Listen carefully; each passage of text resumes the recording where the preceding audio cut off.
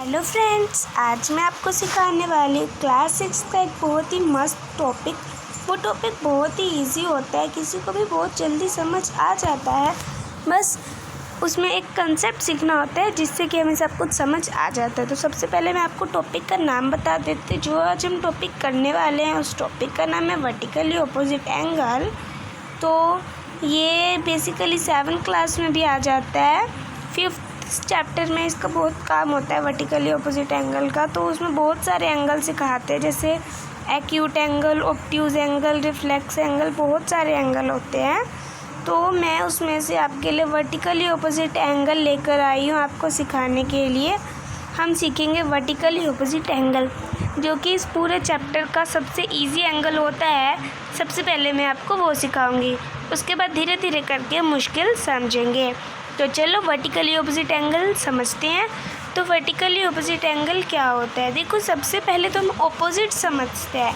Opposite का मतलब हम सबको पता है उल्टा, मतलब किसी चीज़ का उल्टा। जैसे आपको बैड दिया है, बैड दे रखे, तो बैड का ऑपोजिट लिखना होता है, आप गुड लिखते हो।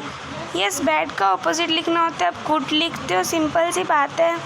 तो वर्टिकली ऑपोजिट एंगल भी यही बताता है कि उस एंगल का उल्टा कैसे देखो, जैसे इस तरीके से कोई लाइन जा रही है। ओके, कोई लाइन है वो जा रही है और उसके ऊपर से एक और लाइन चली गई।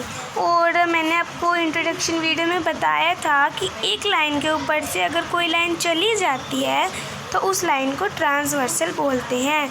मतलब जो लाइन को कट करते हैं उस लाइन को ट्रांसवर्सल बोलते हैं। जैसे ये दो लाइन जा रही है, इसके बीच में एक लाइन आके कट कर गई। ये वाली जो लाइन थी, ये वाली लाइन, इस लाइन को हम ट्रांसवर्सल बोलेंगे, क्योंकि इस लाइन ने इन दोनों लाइन को बीच में से आधा आधा कट कर दिया। तो आप समझ गए होंगे कि मैं ट्रांसवर्सल क्या समझा रही हूँ। अगर आपको समझ नहीं आई तो आप वीडियो को दोबारा देख सकते हैं और दोबारा अच्छे से समझ सकते हैं। और अगर फिर भी आपको कोई डाउट आता है तो आप हमसे कमेंट सेक्शन में ज़रूर पूछिएगा। चलो, तो अब मैं आपको वर्टिकली ऑपोजिट एंगल समझाती हूँ। तो जैसे मान लो ये एंगल है, हमें ये एंगल दे रखा है, ये एंगल हमें 30 डिग्री का दे रखा है। ओके, ये वाला एंगल हमें 30 डिग्री का दे रखा है और हमसे पूछा है बताओ ये वाला एंगल कितने डिग्री का होगा। तो ऐसे अगर आपसे पूछा है तो आप वर्टिकली ऑपोजिट एंगल का यूज़ करोगे। तो वर्टिकली ऑपोजिट एंगल में होता क्या है? सिंपली देखो, वर्टिकली ऑपोजिट एंगल ऑपोजिट बताता है। मतलब जो ये वाला एंगल है वही ये वाला एंगल होगा, और जो ये वाला एंगल है वही ये वाला एंगल होगा। कैसे? देखो, ये दोनों एंगल एक दूसरे के आमने सामने हैं, और ये वाला एंगल और ये वाला एंगल एक दूसरे के आमने सामने हैं। तो आमने सामने वाले एंगल इक्वल होते हैं। क्यों होते हैं?